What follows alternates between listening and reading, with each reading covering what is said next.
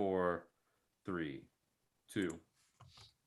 Hey, welcome back to 755 is Real. I'm David O'Brien, Braves writer for The Athletic, with my co-host Eric O'Flaherty, former Braves reliever. What's up, Eric? How you doing, man? These are the days I'm glad I'm not playing. I couldn't sleep last night. I fell asleep like 3 a.m. 7 a.m. wake up call. That would happen during the season on day games and just destroy me. So yeah, You it's don't, nice. It's nice not to have a game today. and you don't have the choice of kind of just delaying everything an hour or two when Nope. when you got to You gotta play be a at the day field. game. Yeah. Man, lots to talk about. Jesus, this roller coaster of a season. It's amazing how things have changed from, you know, 4 days ago to now, and then before that, from 4 days before that, to, what happened down in Dunedin. They literally have gone from straight arrow up to straight arrow down to straight arrow up again in a span of a week. You know, so we'll get to that in a second. First of all, let's pay some bills here. We got Cam, the producer, set to stand by to get us started with our sponsor, our title sponsor, if you will. What do you got, Cam? Yeah, we got Tops, and we just want to say welcome to 755 Israel, as it is sponsored by Tops. Check out Tops Project 70, celebrating 70 years of Tops baseball cards.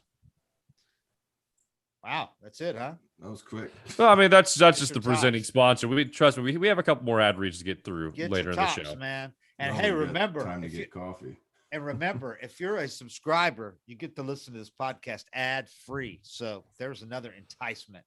Yeah, just go to theathletic.com/755 is real. Good deal going on right now. I think it's just $3.99 per month. David, you put out a really good story about Freddie kind of hitting a slump right now. Smyly, his contributions this week, and then the sweep against the Nationals. So if you guys want to check that out, head to theathletic.com/755 is real to subscribe. And you get all the content we have from everybody, literally hundreds of writers covering every major college sport and every professional sport of the major sports leagues in North America, as well as the Premier Soccer League in England. If you're into that, man, tons of everything. All right, let's get to this. Dude, before we get to the Braves, very encouraging sweep of the Nats. They're 5-1 against the Nats this year, by the way. Let's address Albert Pujols, because this is a man who warrants our discussion, I would say. I can't, for people who may have just gotten into baseball in the last 5 to 10 years, they might not, and the fact he's played for the Angels on the West Coast and they don't get the pub, even that West Coast team like the Dodgers get. They might, despite having Mike Trout on the team, they might not be aware of just how great Albert Pujols was during the first half of his career, the first 11 seasons with the St. Louis Cardinals, when he was, he was the only hitter comparable to him was Barry Bonds. And we know about Barry Bonds. So Albert Pujols, man, how much respect and where do you hold Albert Pujols on your pantheon of hitters? That's what makes it so hard, is that you watch a guy. I mean, he's been at 60% the last. He hasn't been the guy that and you identify with. If you didn't watch him in his prime, you have no clue how great he was. And it's been a solid 9 years since he was the guy. But if you look up and down the back of his baseball card, the first half's full of 1,000 OPS seasons, one after another. 40 homers, MVPs. That's one of the hardest things about baseball is you see these guys that you got these long contracts, and that's the impression you're leaving for a lot of people, and people forget quick. But yeah, he was the last guy in the league you wanted to face for 10 years. Yeah, I mean, all people think about is that huge contract he got with the Angels, foolishly gave him when he went over there. The Cardinals knew that, there was no way they were going to pay him that stake, because they knew he was going to be starting on the downside, because I think the stat was 10 years with the Cardinals, 10 years of hitting 300 with 30 homers, for those that do the old school numbers.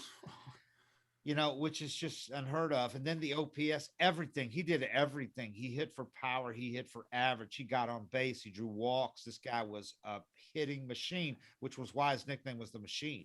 I mean, he was phenomenal. I saw him play a lot when the Braves played the Cardinals, when the Marlins played the Cardinals. He was tremendous, tremendous player.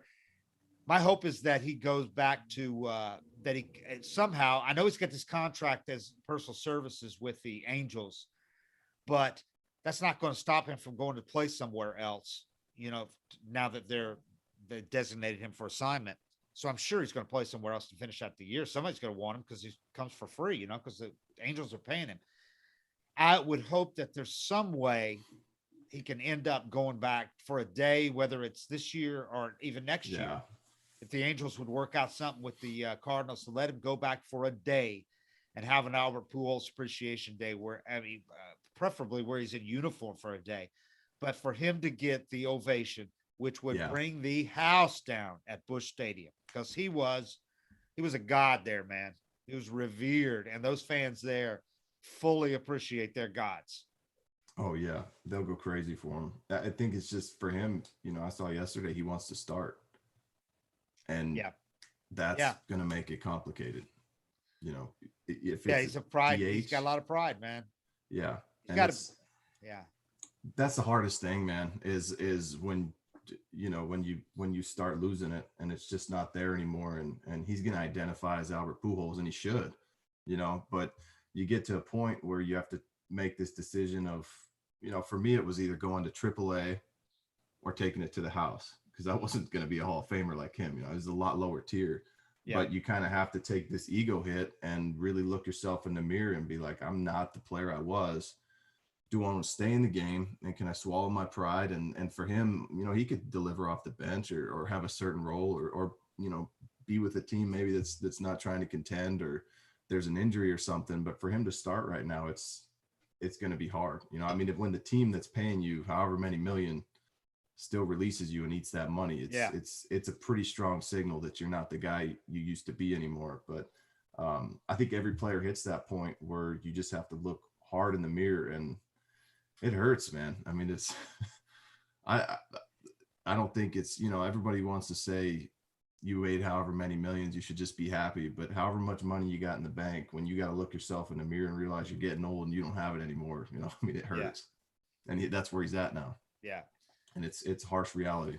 And I know he wants to start, and understandable. But if three or four teams call on him and say, and he talks to them, and every one of them says, well, we can't guarantee you're going to start. Then he's going to have to accept the next best situation, because if he wants to play. If he wants to play. And I think that's what it'll come down to, because I think he'll want to add some home runs and he doesn't want to go out like this and not play at all. He wants to show that he can still do it, at least for the rest of this year, and then go out. The obvious place for him to land because of the connection is with Tony La Russa with the White Sox. Yeah. I just don't know if they can make it work, but if they can, La Russa is telling his owner, let's make this work as GM. So that's the obvious landing point for. Well, they've had some injuries lately too. They have. That's why I could see it they're not paying him, the Angels are paying him. La Russa's got that connection to him that's so tight. So I could see that happening. I could see that in him at least being a situational DH, good matchups, that kind of thing. So, but anyway, the important thing is just that people understand how great he was, because I don't care what you've seen him being, he looks his age now. For some of those years, he was a little overweight with the Angels and couldn't really do anything except swing the bat. But he, God, what a hitter! What a hitter! Phew. Anytime I think of him, I think of that ball he hit off of Brad Lidge. Yeah. Because in the playoffs. Yep.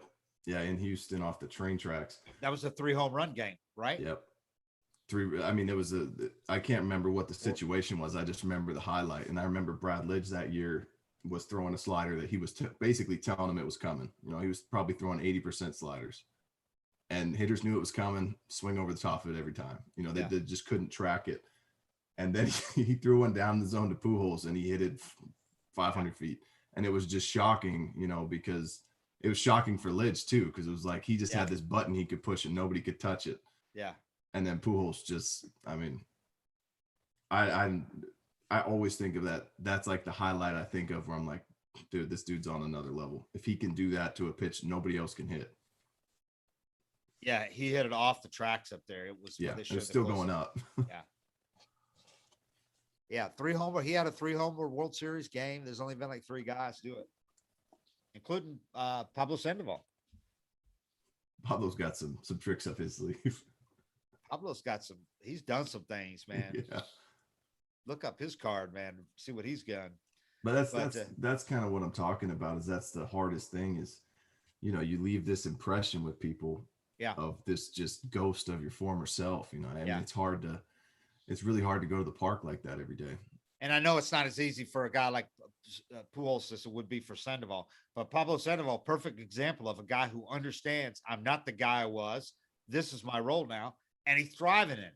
Yeah. My Well, I role think is now it's to pinch hit, and I might not even play for a couple of days. Yeah, and I think the less status you have and the less you've accomplished, the easier that transition is. Oh yeah. Because it's even less shocking for people to see you doing it when you haven't had this amazing career. But when you're pretty much everybody agrees you're a first ballot Hall of Famer, right. and all of a sudden you're sitting the bench or looking for a job, I mean, that's a tough ego hit that a lot of guys aren't willing to deal with. Yeah. Yeah. Well, you're in the 600 home run club. It's a little different coming off the bench. Pablo Sandoval had a hell of a career. He's a god in San Francisco. Yeah. 3 World Series, 1 World Series MVP. But career-wise, he can't hold a candle to right. But I mean, just to imagine Gene Albert Pujols getting designated for assignment, I mean, it's just something. It's like for Braves fans to put it into context. It'd have been like Chipper Jones being designated for assignment and looking for a job to finish his career. Same thing. Only more home runs, But same thing though. First ballot, almost unanimous Hall of Famer, really close to if Chipper in his last year had been DFA'd. Yeah. Which would have never happened under any circumstance. No way. I don't care what had happened to the Braves that year or what had happened. He would not have been DFA'd. Chipper could have batted 0 for the whole season, and he was going to be our third baseman. Yeah. I mean, that would have never happened because it's Chipper, but that's the one thing about going to a new team is there's been a negative feel about him the entire time he's been with the Angels because of the contract. Yeah, the contract if he had signed 1-year deal every year for $3 million, they'd be like, man, we just keep stealing this guy. But when you got that big contract on you, there's kind of a negative narrative. Like there's just it follows it. But if he would have, if he would have stayed in St. Louis, this wouldn't happen. Right. Like Jeter with the Yankees, it would have never happened, Yeah. Even with the Yankees who can be cutthroat, would have never happened. You're right. Having spent the decade with the Cardinals, his great decade, his Hall of Fame decade with the Cardinals. And then the second half of his career with the Angels made this doable. It was still shocking. It was still surprising to everybody that it would happen in May. Maybe in September during a playoff drive, you'd say we just got to we can't use that roster spot for Albert the rest of the way. But for it to happen in May, when you're saying, okay, if you've decided that he can't help you and then he's wasting a roster, why didn't you do it in the offseason? Yeah. What could he have done in April that changed your perception of who he was when you saw what he did last year, when you saw what he did in spring training? You had all offseason to do this. That's my only thing. I mean, maybe Ohtani hitting, Ohtani hitting the way he has. Maybe. And wanting to get him DH at bats. That could have changed. Maybe they didn't know he was able to do what he's going to do. That's possible. Yeah, that's possible. But yeah, Perry Minasian, I got to think it was made. I don't know if Perry would have had Perry's ballsy too, but I don't know in his first year as GM if he's going to go in and be the guy to say we got to get rid of this guy for the season. Yeah, well, that would have really been for his first move. Yeah, what the fans would have said. Yeah, and now it's my presence with authority. Pujols is gone. That would have done it. That would have said who's in control of the team. Yeah. So maybe that's why the delay.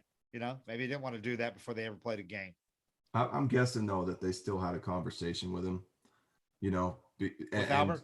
Yeah, and I'm guessing this was kind of his choice because they probably first floated it as we're going to get you at bats when we can, but you're not. We're trying to win. You gotta think they did, man. And you gotta hope they did. Yeah, he probably elected to just be like, just cut me loose. Let me try to find somewhere to start because I don't want to be a bench guy. And knowing Perry, there's no way they didn't. Yeah. Perry would not do that to a guy. Perry would say, even if they told Perry they're going to dump this guy, which I don't think he would have accepted that either. Perry wouldn't have let the ownership tell him to release the guy. He would have had to, but there's no way that Perry would not have told Albert. Yeah. This was kind of what we're doing. Yeah. Perry's just too much of a player's guy and respects players too much to have not had this meeting with him. So, yeah. And I think that'll come out. Albert doesn't say much, which I've always respected about him too. He's not a guy that ever pumped himself up, ever talked about himself. Modest guy, so he doesn't say much. So I don't know if it'll come out right away what they told him, but I'm sure they'll ask him that the first place he goes after this. I don't know that he had an exit press conference, which is kind of awkward too, but what do you do? Just pack your bags and walk out, man. It hurts when you yeah, that's tough.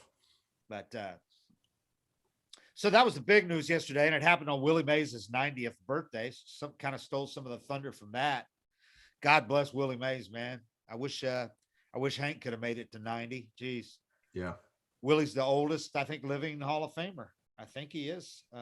He's certainly the greatest living player, with Hank gone. But so there was a lot going on yesterday in baseball. And obviously from the Braves perspective, to steer this thing back to the Braves, it was a big day because, it was a big 3-game series in DC because they did exactly what they needed to do coming off of that really bad 3-day series at Dunedin, Florida, in that minor league ballpark against, with some injuries. They had some big injuries, losing Travis d'Arnaud. Heads are hanging. They're wondering how they're going to get past this. What can we count on from Contreras? Is Drew Smyly ever going to be any good this year? They're wondering all these things when they leave Dunedin and they go to play the Nationals, who are in first place when the Braves arrived. The Nats were in first place. Braves are in fourth. So look at them today, 3 games later. How much things can change in a 162-game season just in a 3-day span? You see Contreras is actually up for this. He's going to be fine. Yeah.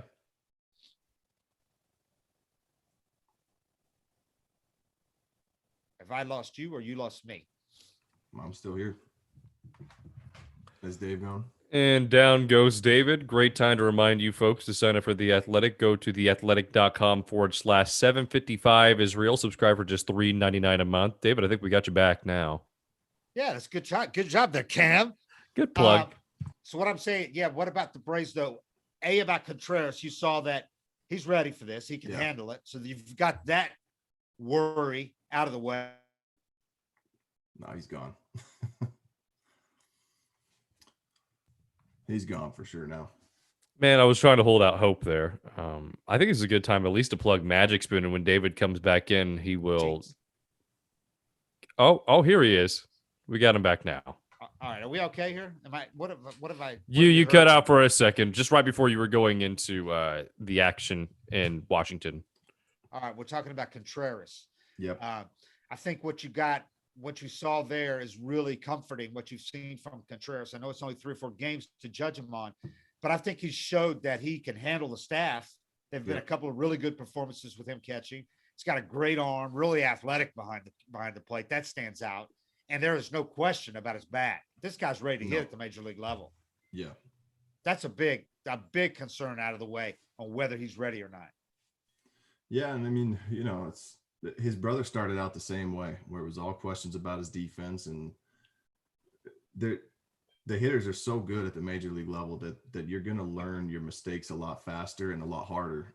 But it's not always a bad thing. And I also thought Smyly throwing to Mathis and doing really well. We kind of talked about that, just mixing up your catchers. I thought that was a big thing too, because somebody had to get him right. Yeah. And you can't give all the credit to the catcher. Maybe Smyly made some adjustments, but whether it's coincidence or not, I'm sticking with that tandem next time going forward. No doubt.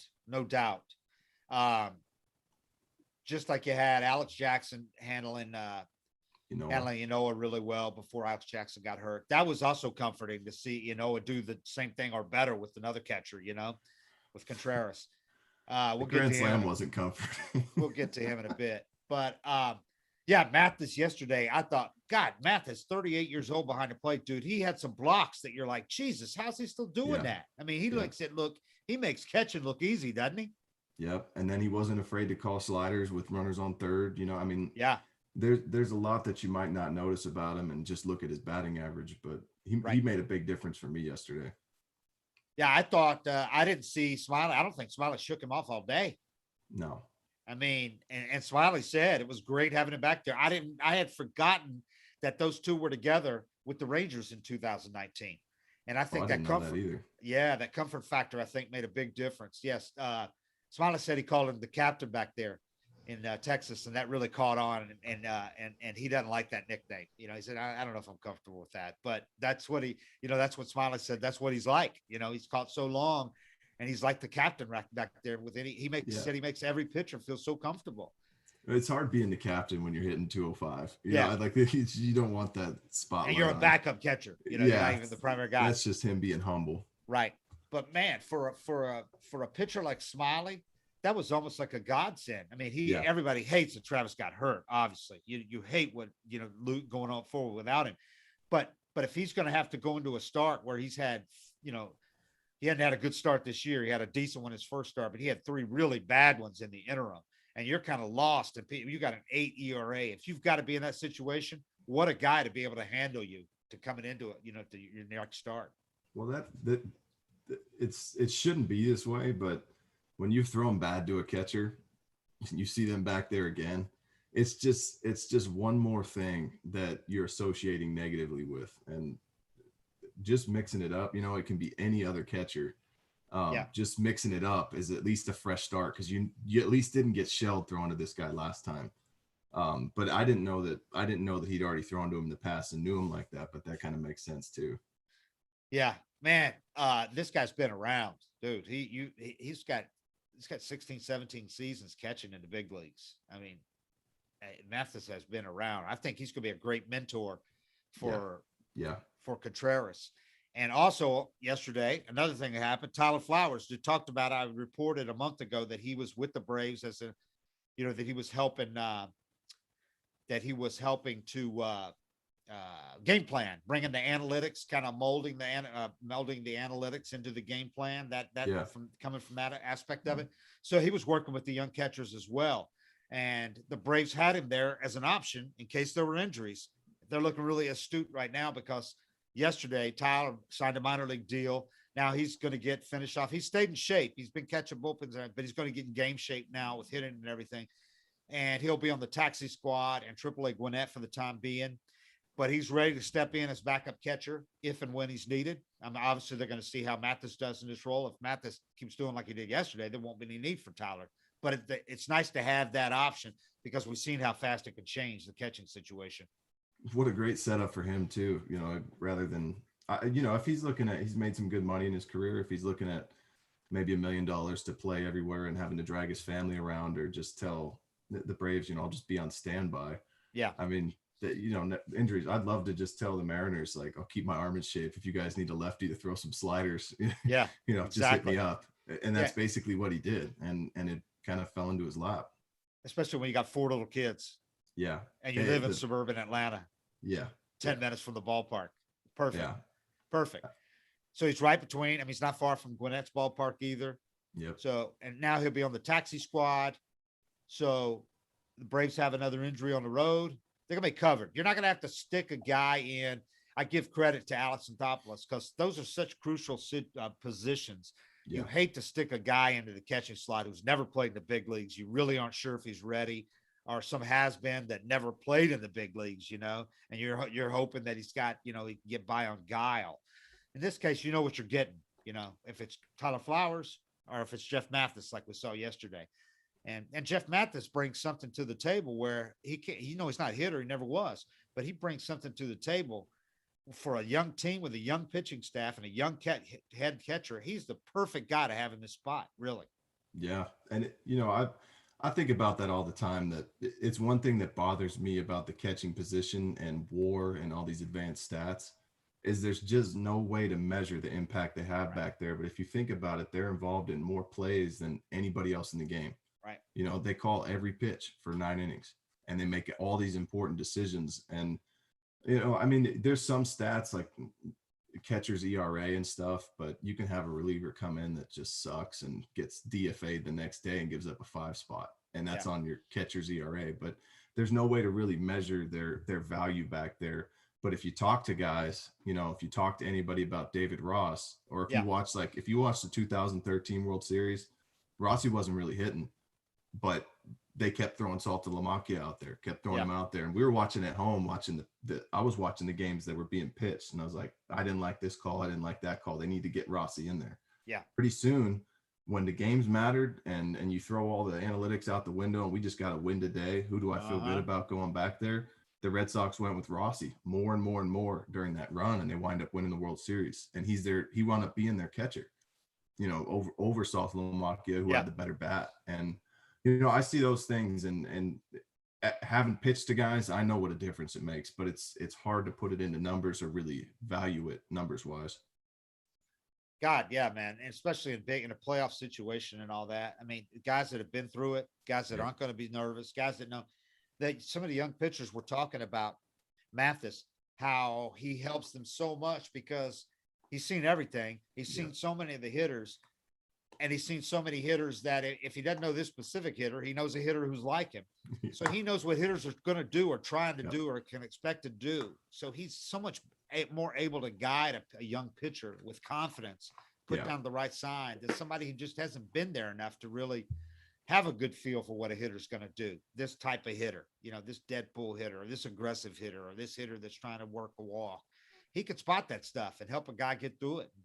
It's just invaluable, man. It affects your aggressiveness a lot too. If you got a young catcher and you feel like he's just kind of guessing back there, and he throws down a pitch that you're unsure about, you're either going to shake or throw it kind of tentatively.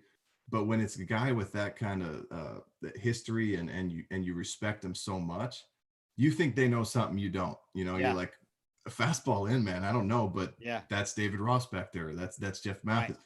These guys have seen it all. He's got something. He's not guessing. He's not just throwing this out there because he's blanked right now. I mean, I don't know how many times I threw to young catchers, guys that would get called up from AAA and they don't know your stuff and they're filling in a big jam and you just see them put the finger down kind of like tentatively. And they're kind of asking you, is this what you like? Yeah, they're I'm like, man, I don't know. I'm just kind of brain dead out here. I'm just riding because my whole time in Atlanta with Ross and McCann, it was like I didn't shake once. And so now the catcher's asking me, what do you want to throw at him? And it's almost like I had it so easy. I don't know how to think through this. Yeah. So then you got a guy guessing. And if he's guessing, I don't know if it's the right pitch. So then you're tentative with it and you kind of yank it or push it or throw it right down the middle and get hit. But that's so much of pitching is just throwing the pitch with conviction that having an experienced catcher back there just it just gives you immediate confidence in everything you do. Yeah. And, Mathis is in that rare spot, too, that because he was a backup for so long that he didn't beat his body to hell like a guy like Brian McCann would have. If Brian McCann wanted to, I'm sure he could come back and do that job for 5 more years, with all the wisdom that he had and ability to got it. But he got beat up, man. It was hard for him to get behind a plate and squat and do all that. And plus, he made some money. He made enough money that it's not really worth it for him to go back there and do that. But he could bring that to a coaching position if he wanted to. But a guy like Mathis, who didn't play every day, he's in that rare position of being able to. He's got all the wisdom gained from all those years, but he's still able to get behind there. And like I said yesterday, he looked like a guy 15 years younger, moving and effortlessly blocking. God, the way he could drop the mitt down and get a ball in the dirt and make it look like it wasn't that big a deal, where some catchers are scrambling to get over there and get it blocked. And you're like, with him, he's just smooth. Boom. He was impressive. That was fun to watch a guy like that behind the dish. Yeah. Will Smith had, runner on third, 1 out with the game on the line. He kept calling sliders. He wasn't afraid of it at all. And because he knew it was a pitch. I mean, I really liked what I saw. 2 guys were great for him to be catching with Smyly with that curveball that in the dirt, and Will put so many sliders, in the dirt. Mm-hmm. You got to have a guy back there you can trust that can block balls. Yeah, and he's got to trust himself to call it. Yeah. And Will Smith looked good yesterday. Yep. He gives up a leadoff double. They got some really good bullpen performances yesterday in some no margin for error situations. Yep. Luke, who's pitching in a spot he probably should not be in, but in this bullpen he has to, because if you rest like one guy, you have so few. That's the thing, is Snit just doesn't have the ability. Last year, people howl about the moves he's making in the bullpen now. He's making them because he doesn't have any choices. Last year, he had 8 guys that he could feel confident, in the last 3 or 4 innings of a game. Yeah. This year, he's only got a handful. And if you're resting 1 or 2 of them, and when you're watching the game at home, you don't know that there's 1 or 2 guys that are not available. Yeah. But there usually are. Yeah. That's why he's got Luke Jackson in there facing a left-hander. And you're like, what is he doing in there? Why is he facing, why is Juan Soto's up? And but Luke made some big pitches. Grant Dayton, 2 huge strikeouts with the game on the line. Yeah, he got benefit of a call that was low, but they've had some calls like that go against him too, and a lot of pitchers aren't getting calls. So huge strikeouts there. And then of course, Will Smith gives up a leadoff double. Guy goes to third. There is no margin for error. A pass ball brings in the tying run, sacrifice fly, a little bloop flare. So those were all big, man, performances, I thought, from a really thin bullpen. Yeah. And the defense yesterday was good too. And I think that helped Smyly a lot. Riley made a diving play. Adrianza made a play. Pache was everywhere. That's another thing that gets overlooked, because if one of those balls falls in and they spin it and it turns into a big inning, all of a sudden Smyly's in that here we go again mindset, and he's answering questions and doing all that. We don't talk about the defense enough, but it's been pretty good. And Smyly said as much too. They said we were asking him afterwards, what was the difference between this start and your previous starts where you gave up, 9 home runs in 19 innings. And he said, so what was the difference other than the ball not going out of the ballpark? Yeah, and he said, he was candid, and he went, honestly, that was the difference. In other words, I didn't do anything magical. No, just got lucky to some degree. Sometimes the ball leaves the park, and other times, they miss by a little bit. Or there was a ball yesterday that went off the wall that if it's a foot over, it's a home run where the wall goes up. Yeah. And Pache played it, went right to him. Yep. That could have been a home run 9 times out of 10. So and when you're struggling like he has, it only takes that one play to kind of set you back into spiraling downhill. That's why those defensive plays are so big for me, because if they're not made, you don't know what would have happened. And he needed all of it, to put together this first outing and try to build some momentum going forward. Yeah, if this play or that play's not made, then the next guy follows with a ball that goes out instead of hitting the wall. Then all of a sudden it's a 2-run homer, and the whole thing, the whole story's different. You're going, oh God, here we go again. Yeah, and it shouldn't be that way as a player, but you can feel that energy, man. You can feel that doubt. You can feel it all building, and you need it not to happen. Yeah, I mean, it shouldn't be there, but it's crazy how aware of all that you are as a player. When you're struggling to the degree he was. Yeah. With a new team and a fairly big 1-year contract. Yeah. And you're the weak link in a rotation that's got all these young studs and got Charlie Morton, Yeah. I could see where you'd feel that. Yeah. That's a hell of a lot of pressure, man. It's a lot of pressure.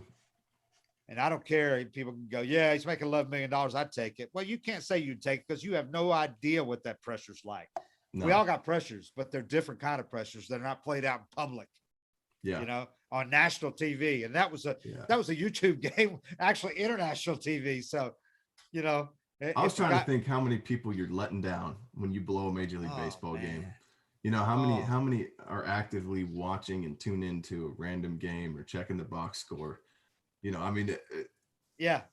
I was trying to come up with that number. I have no clue what it is, but God forbid if you allow yourself to think like that, how many people am I letting down? And then you really start to get kind of micro with it and think about all the Braves fans, because they're one of those teams that's got an international audience thanks to the 70s and 80s and the Superstation and all that. They still got a million fans that are big, that are holdovers from that era, or who taught their kids to like the Braves because of that. TBS. Then they're the fact that they are one of the regional teams, like the Rockies, like the Royals, like the Twins, that have a huge regional audience because there's not other teams around. So you got the whole Southeast, man, is Braves country. Oh, the whole country. We always traveled well, but Anybody I grew up with, anybody from my era, if they weren't a fan of their local team, they were a fan of the Braves, especially on the West Coast, because you got home from school and the Braves were playing on TBS. And I talk to people, I'm like, I'll be in Sacramento, talking to a random dude, and he's got a Braves hat on. Why are you a Braves fan?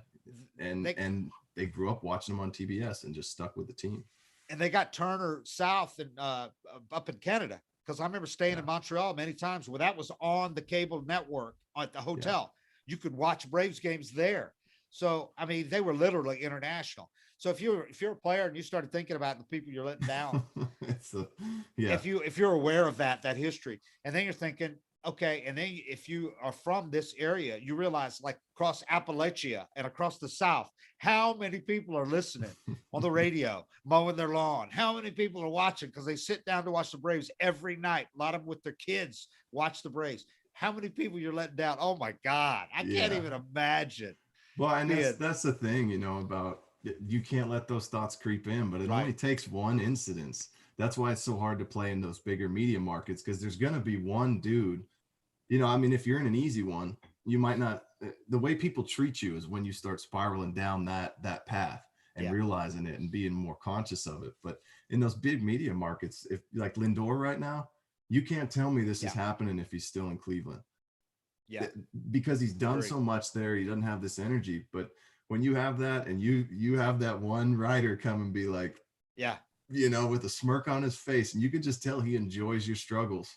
It's those things that's what's so hard about being a pro athlete, is that anything can take you down that path, and you got to be tough and find a way out of there. And that goes back to what you said about social media, man. As a player, this is so much different now, because back in the day, you could have just not read your mail, your fan mail, the stack of mail.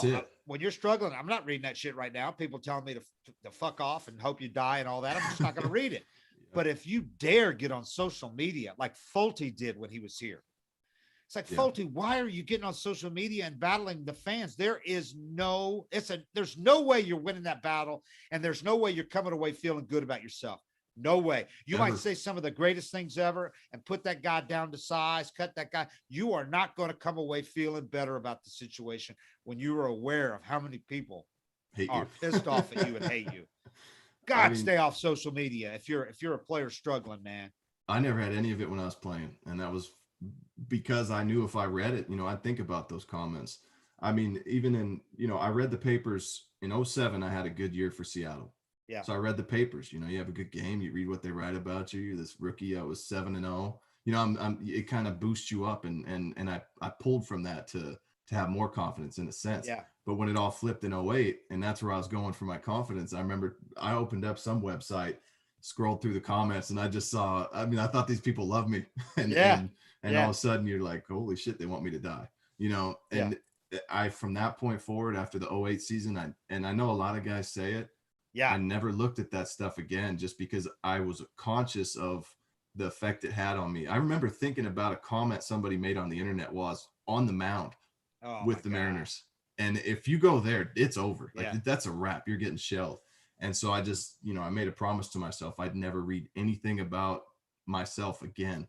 And then when I was done playing, I was like, let me dig into this stuff and see how nasty it is. And with social media, man, they can tag you. If you're an active athlete and you have social media, I think you're a psychopath. I think it's the worst move you can make, because at some point you're going to bite. Yeah. Unless you're LeBron James.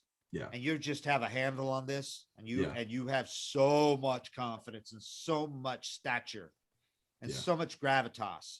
It works for a guy like that, Yeah. It works. And you can promote all the things you've got going, your brand.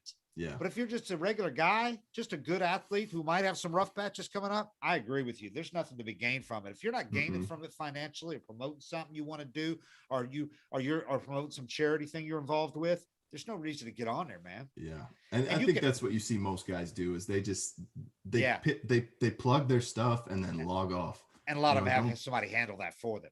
Yeah. Their wife, their assistant, their agent, somebody. You start digging through the comments, man.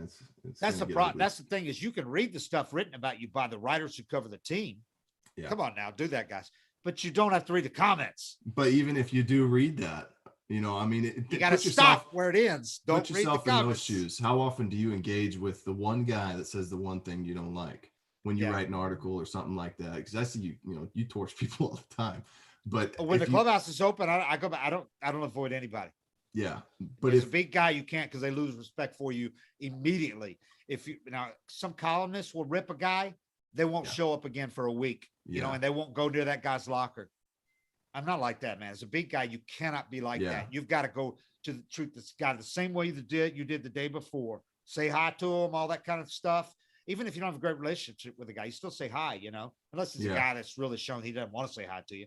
But when you torch a guy, you just point out how bad they've been. You've got to the next day treat them the same way. If you don't, you can't do the B job and do it, and because you lose respect to the players. Yeah. But even as a player, when there's that buzz around you sucking, you can feel that energy from the media. People and avoid you. even if they're wishing you weren't bad right now, sometimes you feel like they're definitely enjoying my struggles. Yeah. You feel like that. I can understand that. You can feel like that, but even when they're not, when they're pulling for you, just people that know you suck right now, and treating you according to that versus just, I just ate a sandwich, it's 2:00, I'm trying to check out and get ready for the game. Yeah. When you have to engage that side of your brain, it's like it's reinforcement that, oh yeah, I gave up that 4 spot yesterday. No matter what their energy is about it, it's just reinforcement of your struggles. I could see where when we're in the clubhouse too, we're standing over there. You see that person is like the vessel that's telling everybody how bad I am. Yeah. And whether they're doing it fairly or not. Yep. They're the one telling everybody how bad I am. I'm also always conscious of this, and I see a lot of young writers do this, and some others too, but especially young people, young guys and women who aren't used to being in a clubhouse. I'm conscious of the fact when a team's going really poorly, or you're in the presence of a guy who's going really poorly, don't be having a great day. Don't be smiling and laughing in the clubhouse. You know what I mean? Team's struggling, and you're just over there chatting, and it might be really quiet too. But if you really start laughing up loud at all, where players notice it, oh my God, get away from me, dude. Do not do that in the clubhouse. But yeah, I'm just always conscious of even being with a group of guys when the team's not going well, and even smiling and laughing and just chuckling. Yeah. You can't do it. You got to be, this is their house. You got to be respectful, man, because they're looking at you like, what the fuck are you having fun about? Especially if it's a guy you've been torturing. He's sitting over there wallowing in this shit going, am I done? How long am I? And you're over there. Oh man, what a day. Yeah, you're sharing a meme with Bowman and cracking up by him. God, I had a hell of a day getting here today, Yeah. No, I mean, it's an interesting thing, but that really is a huge part of being a pro athlete and succeeding is dealing with all the distractions, all the relationships and everything, the dynamics, man. It's crazy. People have no idea what all that goes on and all that from both sides, but yeah. So anyway, getting back to what the Braves did this weekend, I thought it's been a really encouraging week for Marcell Ozuna. You've been waiting for him. He's really started looking like himself, I thought, with some opposite field drives, some home runs. He hit the grand slam, obviously. That was his 3rd home run in 7 days. So, and he only had 1 in the previous 23 games. So I know he had a lot of hits that he was hitting a lot of balls hard early that weren't getting no results. And now to see him getting some results, he's looked to me a lot closer to what he did last year. Not quite there yet, but a lot closer. And I think that there's nothing concern about him now. Yeah, it's getting a lot better, and hopefully that trickles into Freddie getting more pitches to hit. Yeah. For me, anytime Ozuna's going well, he's a threat the other way. Yeah. Maybe 3 weeks ago, that first pitch slider that he chased and wound up hitting a homer. I mean, anytime a guy hits an opposite field homer on a first pitch slider, you could take that to the house that he's starting to get locked in, because you just don't do that when you're not right. But maybe 3 weeks ago he rolls over that pitch, but watching him, first pitch slider, grand slam the other way. I mean, that's what you saw him do all year last year, was things like that. So he's definitely, for me, he's starting to turn a corner. And it made him pay the way that he did consistently last year, which he had not done this year. With Freddie struggling, Ozuna was not making him pay. I mean, they intentionally walked Freddie, the guy who's struggling as much as anybody on the team, to get intentionally walked Freddie to load the bases. I know to get a force out at any plate, but still they walked him to load the bases and bring up the guy who led the league in home runs and RBIs last year. Yeah. So he did what you're supposed to do for a guy like that and make him pay, and he did. And he also said he didn't even swing the bat in his previous at bat, five pitch strikeout, I think it was. He goes, I went up there this time going, all right, be ready to swing, let's do this. Yeah. And like you said, he did. He was ready. So that was big encouraging. Big encouragement what he's done the last week. Austin Riley, he's kind of kept going what he's been doing. I mean, he looks like a different hitter this year than or in the last couple of weeks than he did early on. He's really showing signs of why they've stuck with him. And I know they would have given up on him. A lot of people would have given up on him long ago. But that's why you don't give up on a guy like this, because there's so much potential there. And he's also a damn good third baseman. So if you got a guy that can hit 30, 35 home runs, and now he's showing he can also hit for average, and that he's not just a big up there swinging freely. Yeah, you don't give up on him, man. You live with the struggles for a while he's this young, and not just 2 months. You got to live with it for a while. Yeah, I think that's part of young players, and I talk about it a lot, is learning how to shorten those slumps, those stretches where you're off. Because when I understand people getting frustrated with him, because when he's bad, he looks really bad. Yeah. I mean, there's some bad swings, and when you watch him, you don't think he's ever getting out of it, and it's just two different guys. When he's locked in, you're like, man, I don't even know how to pitch this guy. So I think that's a big part of it with him, is just how bad he looks when he's off. But if he can find a way to get out of those slumps sooner, that's what makes all-stars and superstars and Hall of Famers is like, this is the first time you've ever seen Freddie in this ever. Think about that, how long he's played and been able to get out of these ruts as quick as he normally does. That's why it's shocking, because he's so good at getting out of them. But Freddie can have some games where he looks pretty lost, and then the next day he goes 3 for 4 because he cleans it up quick. And that's the learning curve that Austin will keep getting better at, where when he has those terrible slumps, maybe it's 3 games instead of 2 weeks, and then you don't have people asking those questions about you. Ozzie Albies is the other guy that's been really encouraging the last couple of weeks. For the most part, he's had a couple of bad games, but for the most part, he's really been hitting the ball.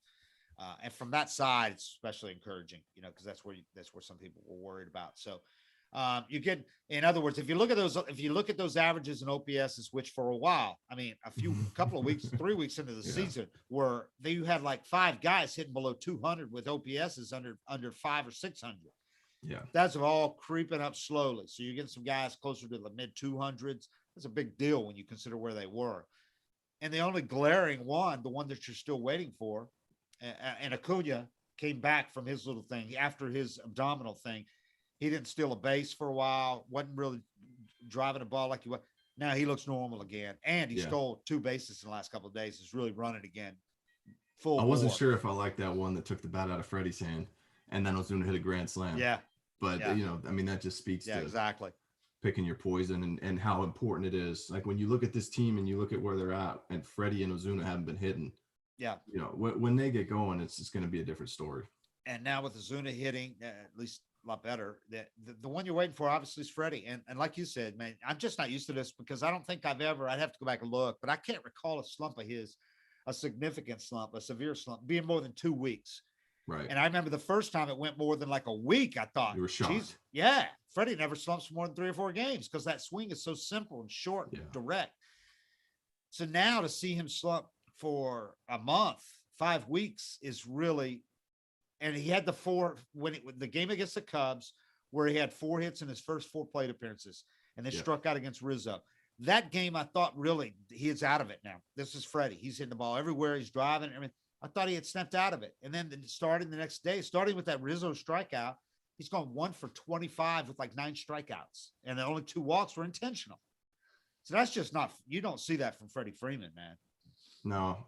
I think he's pressing. For the first time, I think he really is pressing. He could be. I mean, we talked about that last time, but he hasn't had to play for anything but the team in a long time. And I'm not going to say he's playing for himself now, because he's got the pedigree and the history that it's not like he's going to be hunting for a job next year. Somebody's signing him if he hits all year like this.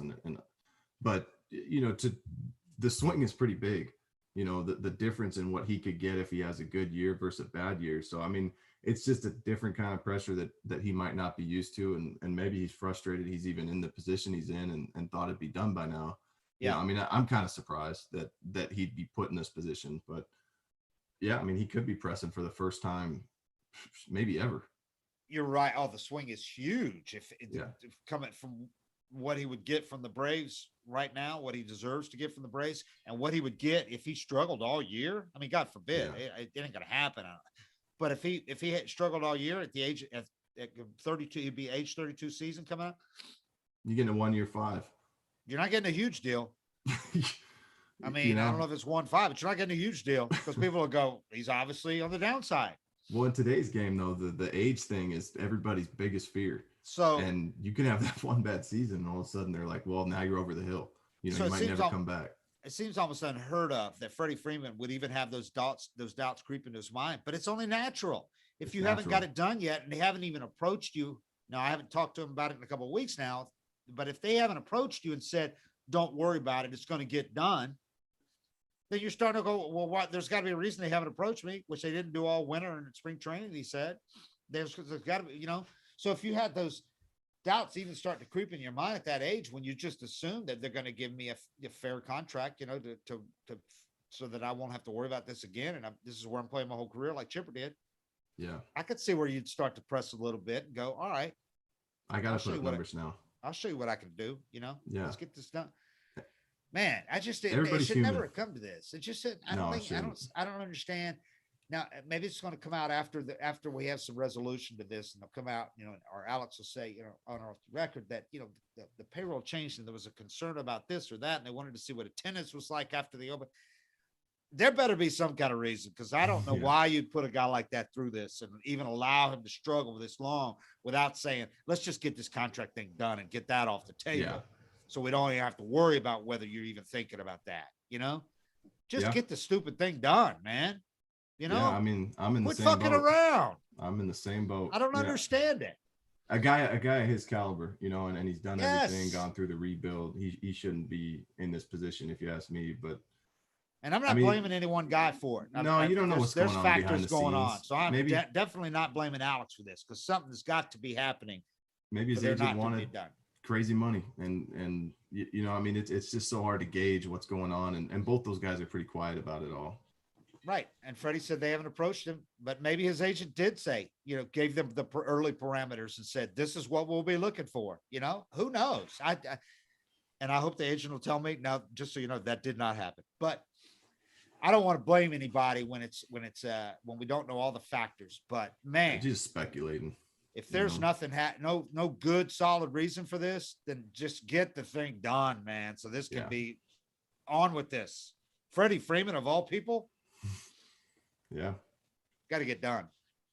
Yeah. Man, I mean, I'm just throwing stuff into the air. I don't know. Maybe he's just off with his swing and he doesn't care at all right now. You know, and maybe changed it again. Maybe he has another 4-hit game tonight. Yeah. And after a day off, maybe that was, it didn't look like that was the thing that he wanted to do, was sit for a day, expression on the bench, but maybe that's good for him to take a day off, reset, and come out tonight and go, I'm Freddie freaking Freeman, man. Yeah. Or even just a mental break, you know, if you are pressing and you just need a reset, you know, a day of just not thinking about it. Yeah. And I'm guessing they told him he wasn't even pinch hitting yesterday.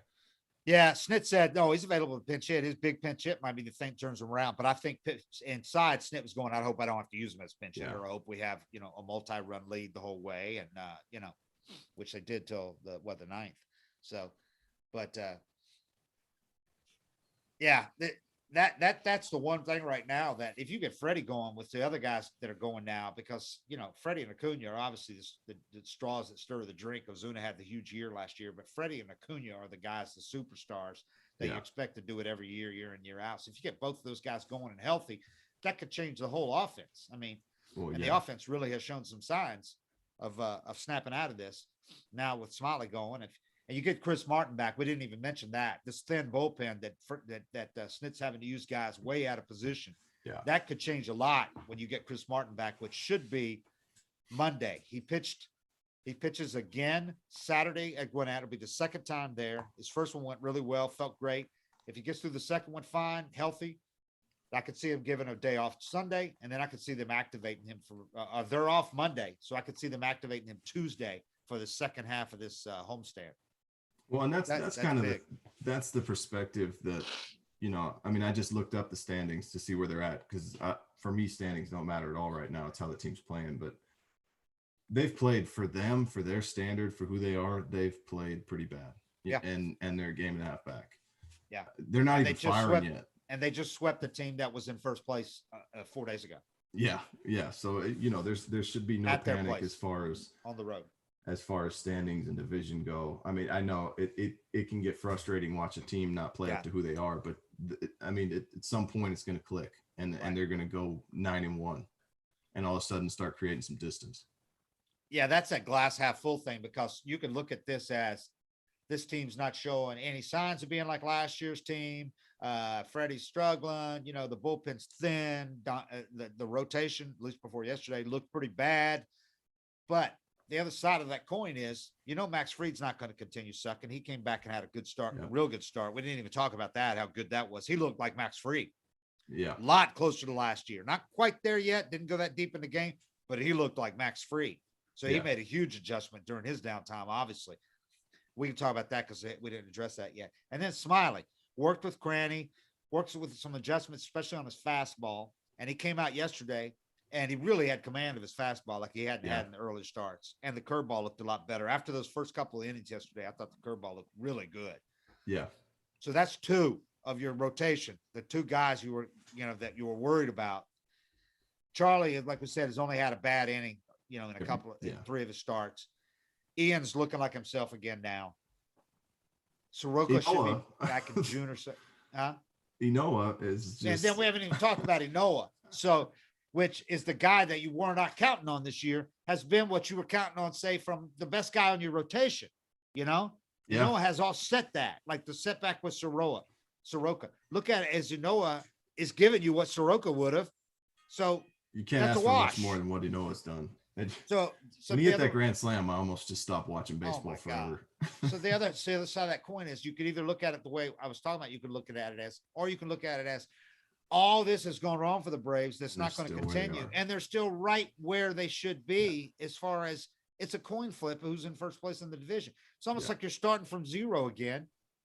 And got it out of the way. And you got all those bad slumps out of the way with guys you know are not going to struggle forever. Yeah. I mean, there could be 1 or 2 guys that just has a bad year, but you're not going to have 7 guys that just suck and underperform for 162 that have, you know, long baseball cards. Yeah. You know, Freddie Freeman's not going to suck all year. And Max Fried's not going to have the year he had last year and then just suck this year. No. You know? So, then let's talk about Ynoa, man. What he's done so far this year. I cannot recall. I got nothing. I haven't seen anything like this. The pitching is one thing. Even if he wasn't doing anything hitting, the pitching, we talked about coming in the year how good he could be, the X factor, how good he was last year. We talked about in spring training when he wasn't really considered the leading candidate for that 5th spot, but he had a couple of great starts in spring training where you're like, tons of strikeouts. Remember against the Red Sox in his first start in spring. We're like, man, people overlook this guy, but he's the one that throws harder than all the other 5th starter candidates. He's got that wipeout slider. And Snit talked about how comfortable he was with the slider, the feel for it he had that young pitchers just don't have. So he's done all that as a pitcher. He's kept that going this year and gone deeper and deeper into games. And then he's hit like Shohei Ohtani. Everybody celebrated Ohtani. Noah is doing this, and it doesn't look fluky. I know he's not going to hit like this all year, but he's got not 1 home run, you know, or not, you know, this guy hit a grand homer slam. To dead center. He's hit 2 homers, and he hit a grand slam and knew it was out. There was nothing. Yeah. To center. Doubles. And what he's doing at the plate, he grew up a position player. He's worked hard on his hitting. And he says that, he struggled in spring training because he hadn't hit for a while, and he just wasn't ready because Snit was talking about how he was he was whiffing on soft toss pitches in spring training. But right now, what he's doing at the plate, those swings that he takes, man, wow, he is fun to watch. I saw his first swing. That bat he hit the grand slam. I saw his first swing, and it was obvious he's trying to go deep. And, you know, just to be a pitcher trying to go deep is kind of hilarious in the first place. And the ball was up and away out of the zone. He's got one thing in his mind, and all the hitters in today's game get criticized for trying to hit home runs. Yeah. Ynoa goes up there trying to do it, and he gets a fastball the next pitch, and I didn't know if he got it or not off the bat because he's a pitcher, and it's 426 to dead center is what he hit it. Yeah. He's a pitcher, and you're like, all right, well, maybe a sac fly or something like that. And then he's standing there, and I just said, holy shit, he got that. He knows it too. I mean, it's just, you don't see. I had nothing to. I couldn't even talk about it. I didn't have any insight on that. That's just stupid.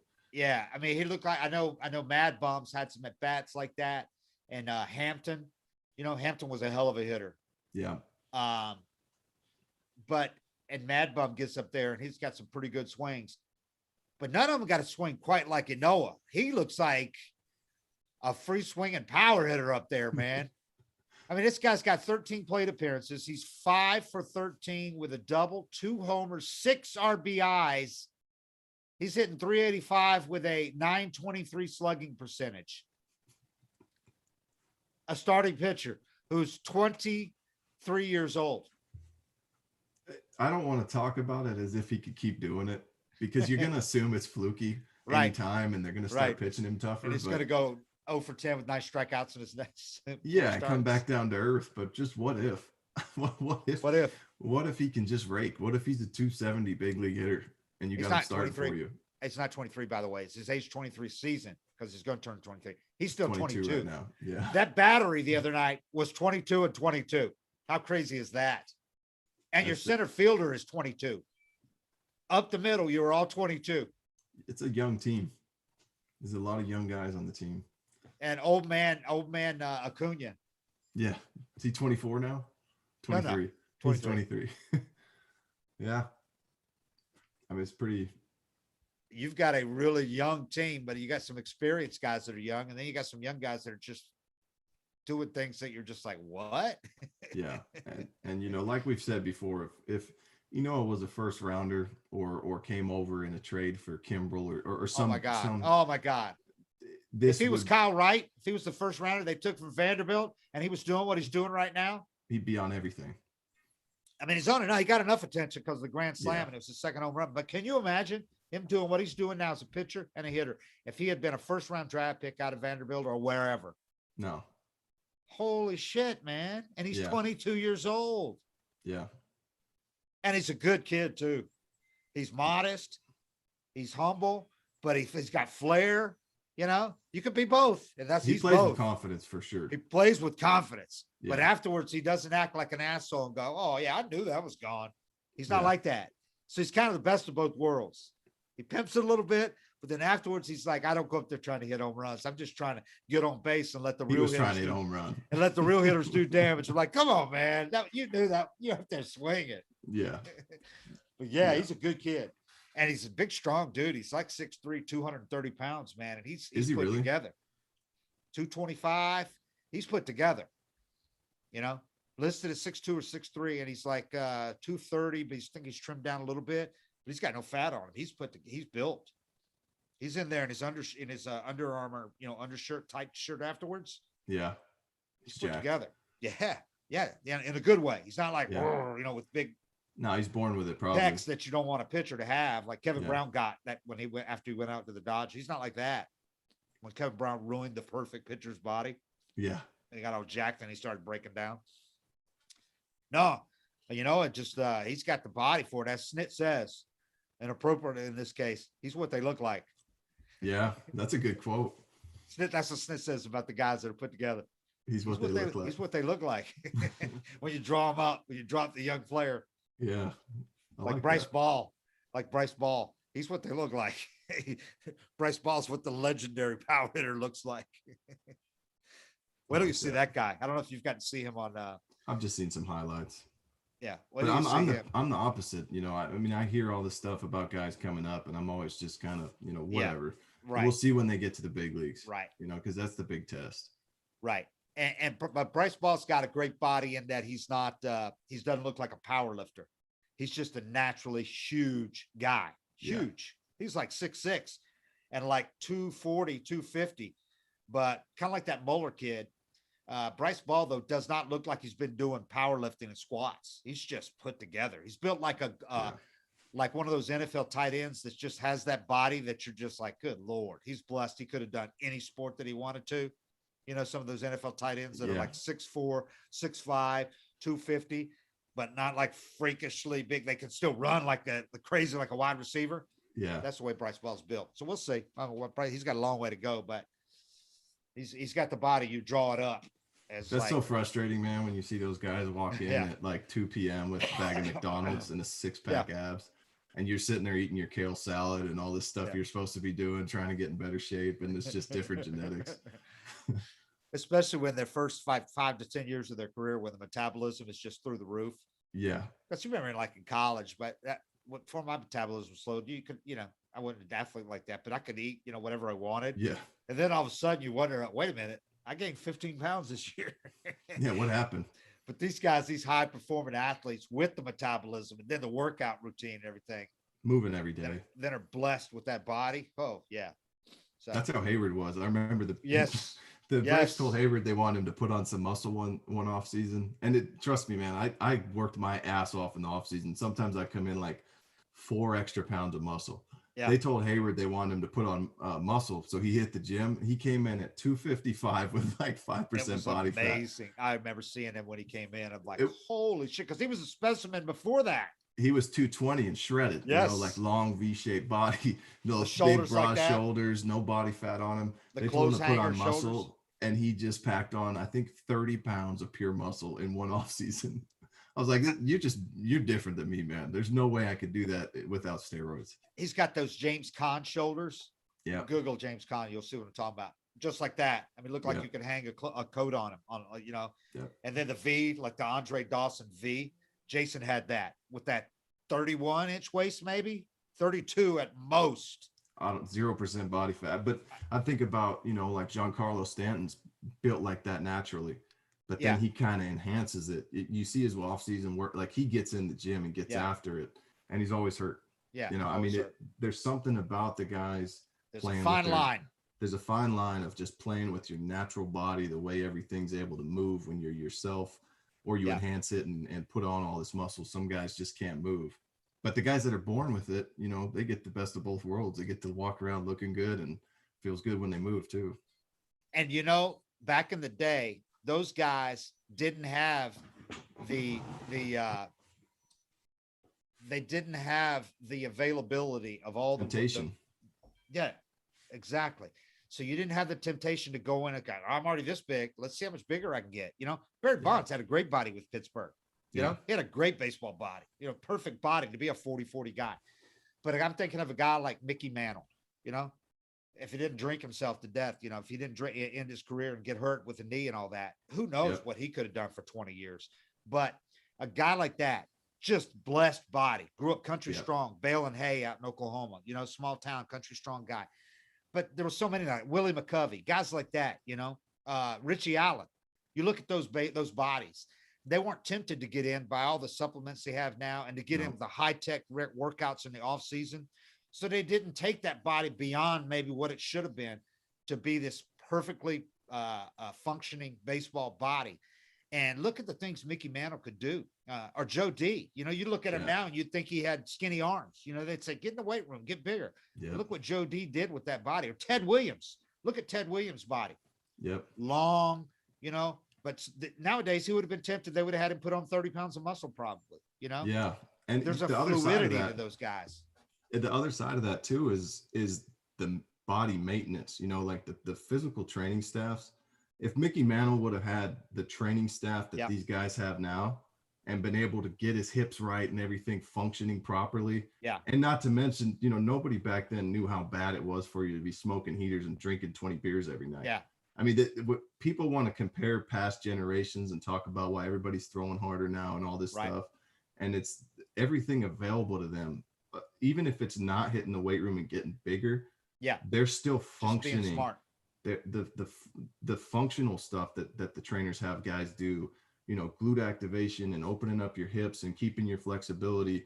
There's a key for every single player that can unlock another, say 50 feet on a home run or 5 miles an hour on a fastball.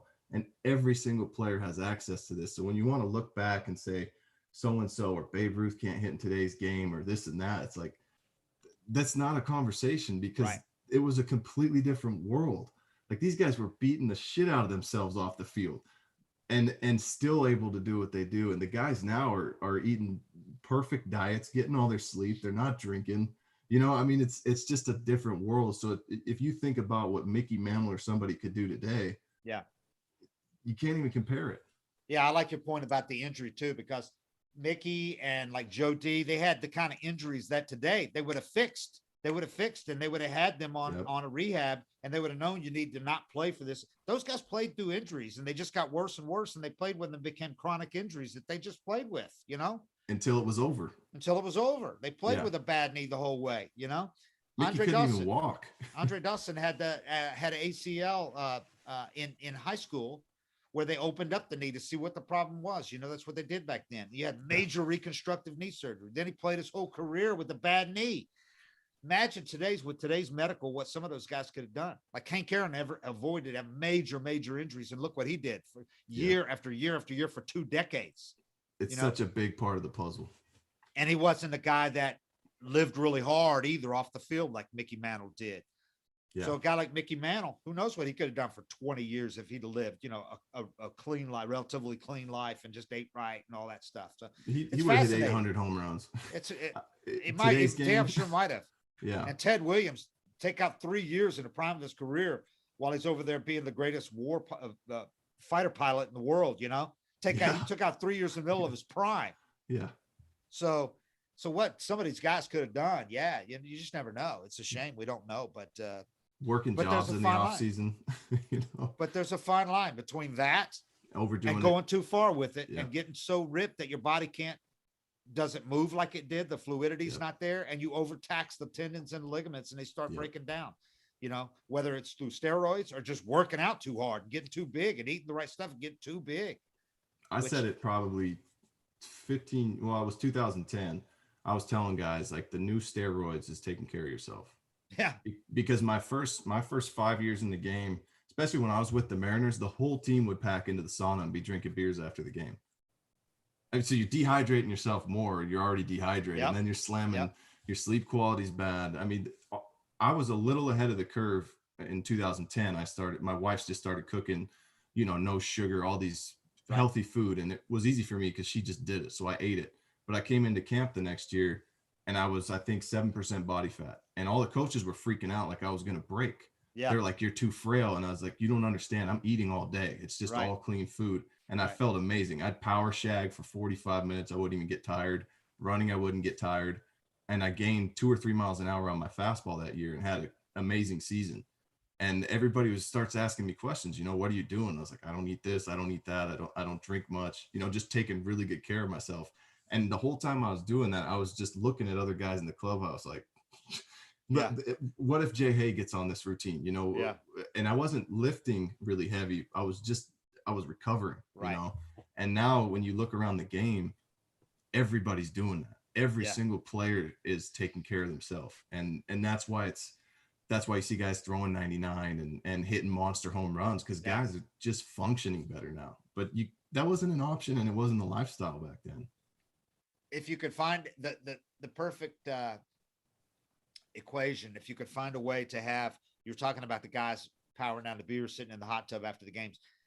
If you could take the good part of that, which is the unbelievable camaraderie it builds and the wisdom you gain listening to these veterans talk about things. Yeah.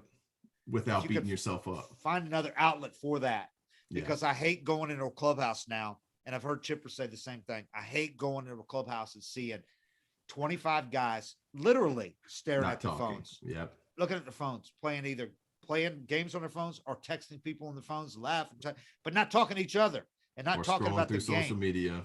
Or not talking about the game. When I came in, if you looked at your phone in the clubhouse, it was a fine. Yeah. You got to the field, you put your phone up on top of your locker. Yep. If you need to make a phone call. Now, texting and social media and all the internet wasn't on the phones back then, so there wasn't really that drive to do it anyway. There's nothing on the phones. Right. But it was a fine, and everything was together. It was like, we're running together, we're doing all this together. I think, last year, I think the guys I talked to that are big camaraderie guys, they said COVID really made that hard to hang out off the field and Oh, build that. absolutely. Yeah. And it did this year too. They had a lot of the same restrictions this year early.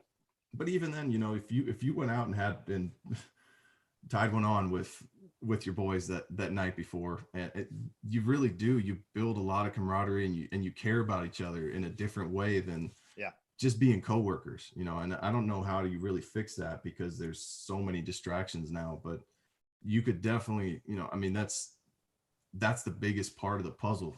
All the comebacks you saw the Braves make in the last few years, the way they picked each other up, those are really big things. And it's 25 times harder to build that now than it was back then. And you could have the phone rule back then, because a lot of teams would not even allow you to have your phone on in the clubhouse. No, it wasn't allowed. Yeah.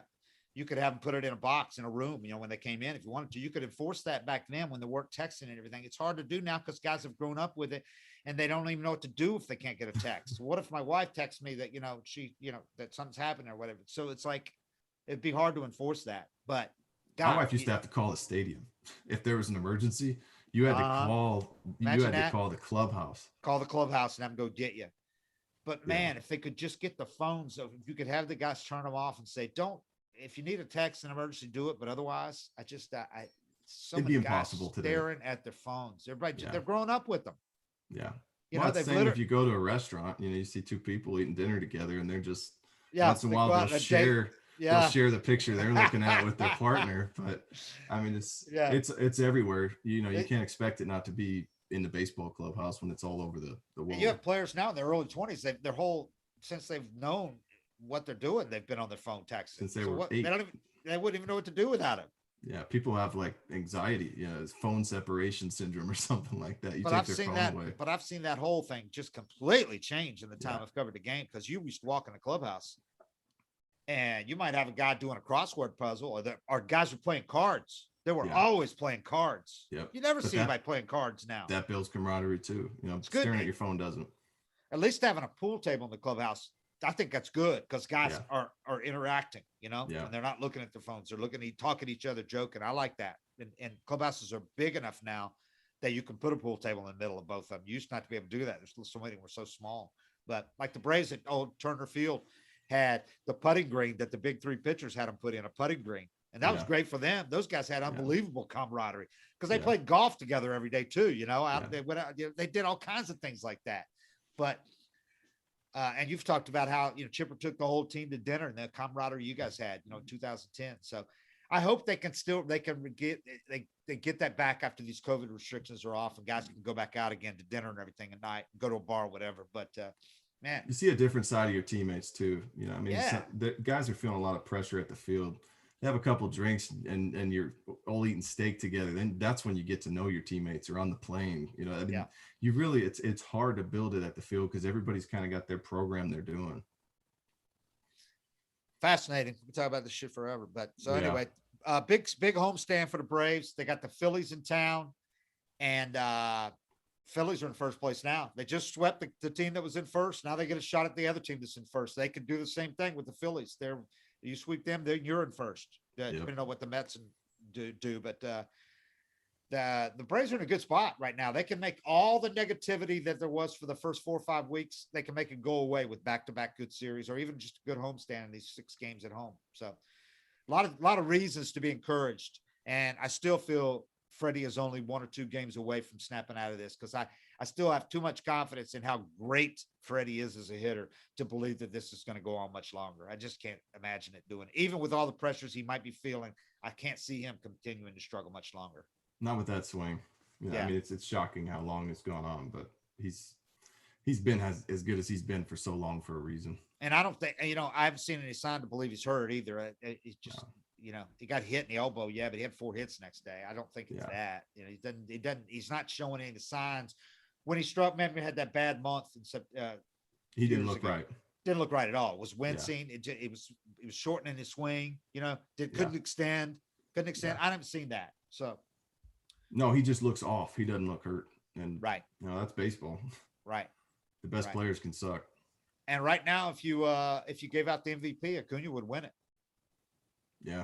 He was player of the month in April, and I don't even think it was really that close. So I think he's well on his way. We're only 1/5 of the way, but man, what a start he's had. Yeah. What a player. He's hitting fastballs off the plate. What a player. He's hitting home runs on pitches 3 inches outside. Hey, how about that? By the way, how about Contreras? How about that hit he had? That huge hit before the grand slam.